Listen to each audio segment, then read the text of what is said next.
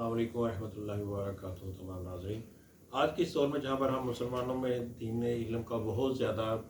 मवाद मौजूद है, प्रिंट मीडिया के ज़रिए या सोशल मीडिया के ज़रिए या इलेक्ट्रॉनिक मीडिया के ज़रिए हम तक बहुत ज़्यादा इल्म दीन पहुँच चुका है। हो सकता है आज से साल 200 साल पहले अगर हम बात करें तो इतना ज़्यादा इल्म का फैलाव दीन के मतलब नहीं था, लेकिन उस दौर में सबसे ज़्यादा अमल था। लेकिन अफसोस की बात ये है कि जिस कदर इल्म हमारे पास आज दीन का है, अल्लाह मुझे माफ़ करे, इसके अशीर अशीर भी हम इस पर अमल पैरा नहीं हो रहे हैं। मेन बुनियादी चीज़ जो इस्लाम ने सबसे हमें पहले बताई गई वो अखलाकियात के मतलब थी। अल्लाह के रसूल ने सबसे पहले अखलाकियात पर जोर दिया और ख़ुद कुरान पाक में अल्लाह ताला ने अपनी लारैब किताब में फरमाया कि इन्नका लखुलुकुल अज़ीम, कि आप हज़ूर सल्लल्लाहु अलैहि वसल्लम के अखलाक सबसे बुलंद हैं। जहाँ पर अल्लाह ताला ने अपने बनी आदम पर और ख़ास तौर पर हम मुसलमानों पर बहुत ज़्यादा करम व फ़ज़ाइल और भी फरमाए, सबसे ज़्यादा रहमत हम पर अल्लाह ताला ने ये की कि हम पर अपना आखिरी नबी हज़रत मोहम्मद मुस्तफ़ा सल्लल्लाहु अलैहि वसल्लम को उम्मती होने का हमें शरफ़ हासिल हुआ। और उन्हीं के मतलब अल्लाह ताला ने अपनी लारैब किताब में फरमाया वमा अरसलनाका इल्ला रहमतल लिल आलमीन, और हमने आपको नहीं भेजा लेकिन तमाम जहानों के लिए रहमत बनाकर। इतने ज़्यादा अल्लाह ताला के एहसानात हैं, लेकिन अगर हम एज़ उम्मत मोहम्मदिया खुले दिमाग के साथ सोचें, अपने गिरेबान में झांक कर देखें तो आज के दौर में सबसे अहम मसला अखलाकियात का ही है। हम बहसीयत कौम भी और इनफरादी तौर पर भी अखलाकियात से बहुत आ रही हैं और बद अखलाकी इस हद तक बढ़ चुकी है कि किसी भी गंदे फेल को हम बहुत ज़्यादा जल्दी पिक कर लेते हैं। मिसाल के तौर पर भी हाल ही में एक हमारे सियासतदान है, मैं ये तो नहीं कहूँगा कि उन्होंने जानबूझकर कोई लफ्ज़ गलत इस्तेमाल किया, लेकिन जैसे भी जज्बात में आकर उन्होंने एक बहुत गंदा सा लफ्ज़ इस्तेमाल कर दिया जो कि हमारे पंजाबी ज़बान में आमतौर पर गाली के तौर पर इस्तेमाल होता है। लेकिन एज ए मजमूई हमने कौम ने उसको बहुत ज़्यादा पिक किया और हर तरफ उसी का शोर शराबा पड़ा हुआ है और हमारे जहनों से ये निकल गया ये कि गैर अखलाकी सा लफ्ज़ है और ये अब्यूज़ है, गाली है जिसका गुनाह भी हमें मिलता है। लेकिन ये गुनाह का सवाब का तसव्वुर ही हमें ख़त्म हो चुका हुआ है, लिहाजा हमें इस चीज़ का सोच ही नहीं है कि हम ना जाने में कितने गुनाह रोज़ाना कमा रहे हैं। और इस चीज़ को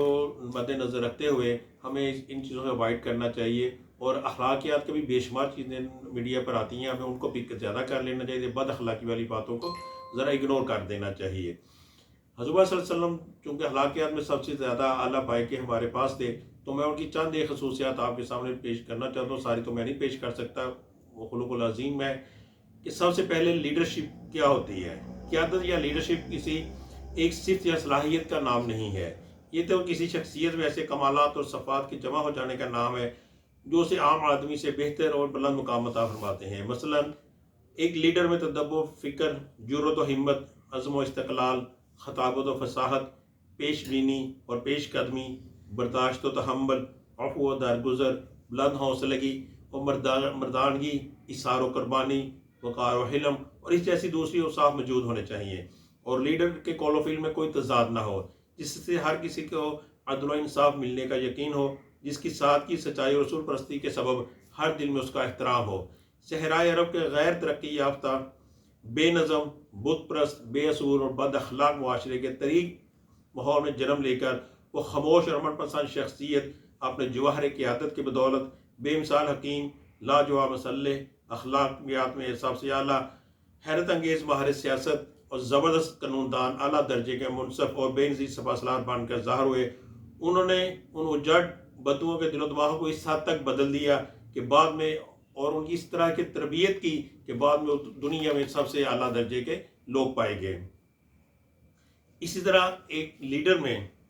कौल व फ़िल में तज़ाद नहीं होना चाहिए। अल्लाह ताला खुद अपनी लारैब किताब में फरमाते हैं, सूरह सफ़ आयत नंबर 2 में है, ऐ ईमान वालो क्यों कहते हो जो नहीं करते। इसी तरह एक हदीस पाक में हज़रत सल्लल्लाहु अलैहि वसल्लम के मुतल्लिक़ एक बहुत अहम वाक़या लिखा हुआ है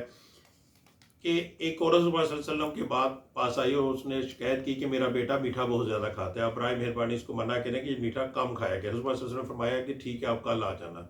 दूसरे रोज़ वो औरत आई तो हज़रत सल्लल्लाहु अलैहि वसल्लम को दोबारा वही बात कही तो हज़रत सल्लल्लाहु अलैहि वसल्लम ने उसके बच्चे को मना किया और नसीहत की कि बेटा मीठा ना खाया करो। औरत हैरान हो गई, कहने लगी कि ये बात आप कल भी फरमा सकते थे। तो हज़रत सल्लल्लाहु अलैहि वसल्लम ने तबस्सुम फरमाया और फरमाने लगे, कल चूँकि मैंने खुद भी मीठा खाया हुआ था तो मैं इसको कैसे मना करता। ये बात है कि जो अमल आप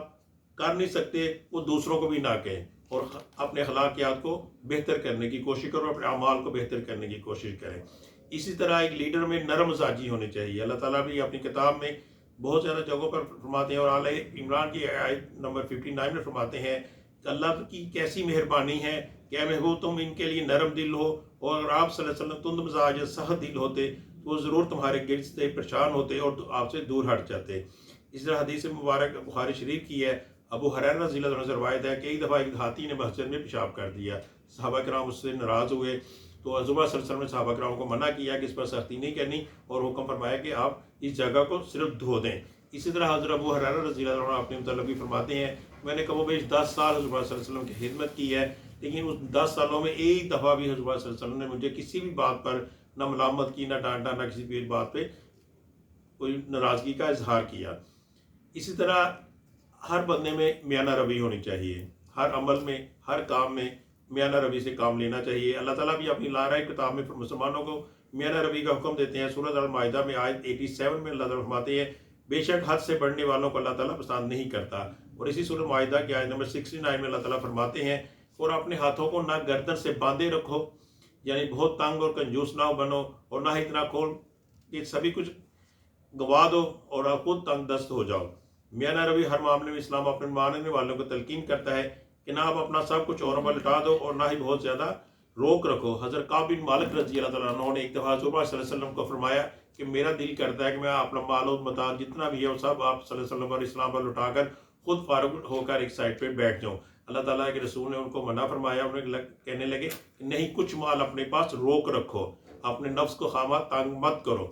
اللہ تعالیٰ اس کو بھی پسند نہیں فرماتے ہیں۔ اسی طرح مساوات کا درس اللہ تعالیٰ کے رسول نے بہت زیادہ دیا ہے، اور اللہ تعالیٰ نے بھی اپنی کتاب حجرات میں فرماتے ہیں کہ تمام مسلمان بھائی بھائی ہیں۔ اللہ کے رسول نے فرمایا ہے کہ مسلمان مسلمان کا بھائی ہے، نہ وہ اس پر ظلم کرتا ہے اور نہ ہی ظالم کے حوالے کرتا ہے، اور جو کہ اپنے مسلمان بھائی کی ضرورت پوری کرنے میں لگا ہوتا ہے تو اللہ تعالیٰ اس مسلمان بھائی کا کام کر رہا ہوتا ہے۔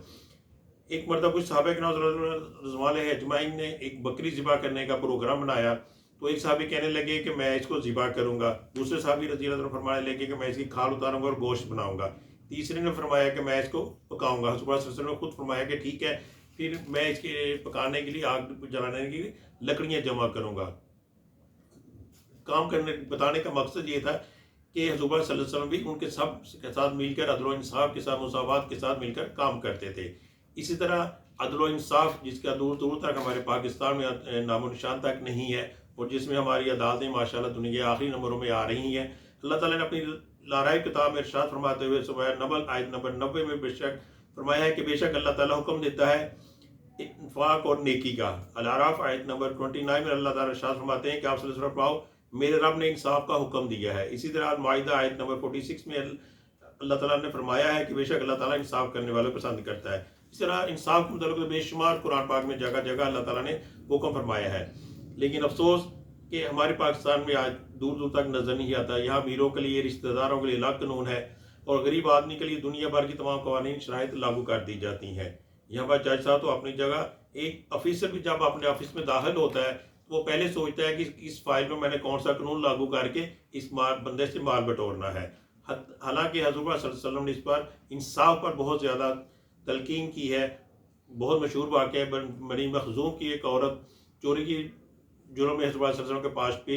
پاس پیش کی گئی، تو حضور صلی اللہ علیہ وسلم نے اس کا ہاتھ کاٹنے کا حکم دیا۔ لوگوں نے کہا کہ بڑے خاندان کی ہے، بڑی عورت ہے، تو جو غلطی ہوگی تو معاف فرما دیں۔ اللہ کے رسول نے فرمایا کہ اگر میری بیٹی بھی یہ کام کرتی تو میں اس کا بھی یہی سزا دیتا۔ اسی طرح ایک یہودی اور ایک مسلمان کا واقعہ بہت مشہور ہے۔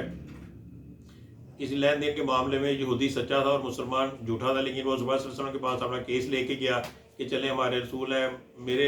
ہم ان کے ماننے والے ہیں، یہ یہودی کی مخالفت میرے حق میں فیصلہ دے دیں گے، لیکن یہودی کے سچا تھا اور حضور صلی اللہ علیہ وسلم نے انصاف پر فیصلہ یہودی کے حق میں کر دیا۔ تو مسلمان وہاں سے ناراض ہو کے باہر نکل آیا، تو حضرت عمر رضی اللہ عنہ کے پاس کہنے لگا کہ نہیں، میں نے انصاف ان سے کروانا ہے۔ تو حضرت عمر رضی اللہ عنہ کی عدالت میں چلے گئے، تو حضرت عمر رضی اللہ عنہ جب سنا کہ یہ فیصلہ آلریڈی حضور صلی اللہ علیہ وسلم سے لے کر آیا ہوا ہے اور فیصلہ انہوں نے یہودی کے حق میں دیا ہوا ہے، تو حضرت عمر رضی اللہ عنہ بلا تعجب کسی کوئی دیر کیے بغیر اس مسلمان کا سر قلم کر دیا کہ جب تم نے ایک فیصلہ لے لیا ہے حضور صلی اللہ علیہ وسلم کی عدالت سے، تو پھر تم کیوں اس پر اعتراض کر رہے ہو؟ وَمَا عَلَيْنَا إِلَّا الْبَلَاغُ الْمُبِينُ۔